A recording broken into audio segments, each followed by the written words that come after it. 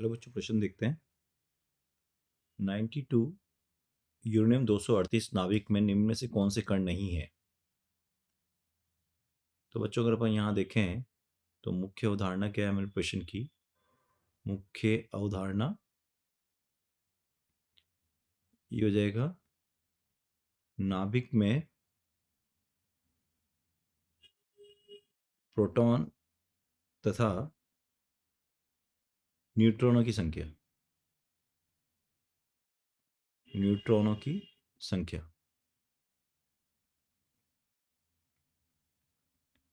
ठीक है बच्चों। तो हम ये जानते हैं अगर कोई भी नाभिक है, हमें कोई नाभिक दिया है जेड एक्स से, तो जेड क्या होता है? जेड होता है यहाँ पर आवेश संख्या। आवेश संख्या जो हमेशा प्रोटॉन के बराबर होती है, प्रोटॉन की संख्या, ठीक है। और जो ए माइनस जेड होता है आपके पास, ए माइनस जेड, ए माइनस जेड,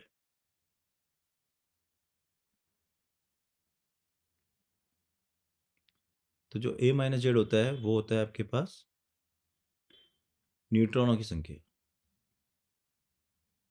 न्यूट्रॉनों की संख्या,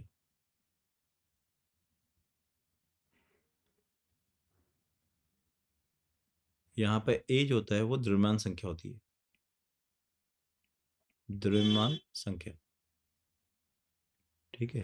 अब अगर अपन देखें प्रश्न के अंदर, तो यहाँ पर अगर आप प्रश्न में देखोगे तो क्या क्या दिया हुआ है आपका? हमको दिया हुआ है 92 यूरेनियम 238, ठीक है, ये दिया हुआ है।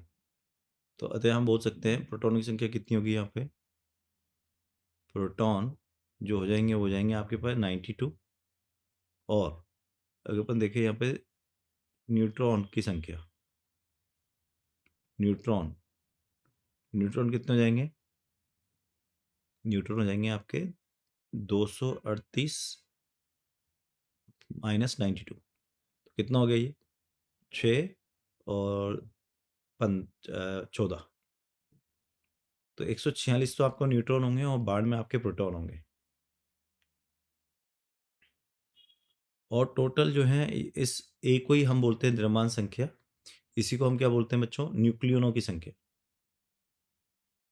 इसी को हम बोलते हैं न्यूक्लियन की संख्या। यही न्यूक्लियन की संख्या के बराबर भी होता है, ठीक है ना। तो टोटल कितने न्यूक्लियन का मतलब होता है प्रोटॉन प्लस न्यूट्रॉन। तो अगर आप देखें यहाँ से तो हमारा जो अब सही विकल्प होगा इसके अंदर बाढ़ में प्रोटॉन होंगे, बिल्कुल सही बात है।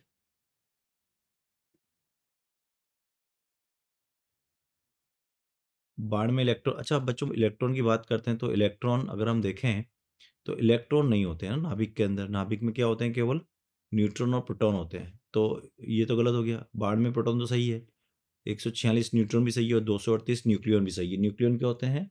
Neutron plus proton. तो जो सही उत्तर हो जाएगा वो जाएगा आपका बी। और मैं आशा करता हूँ आपको समझ में आया होगा। धन्यवाद।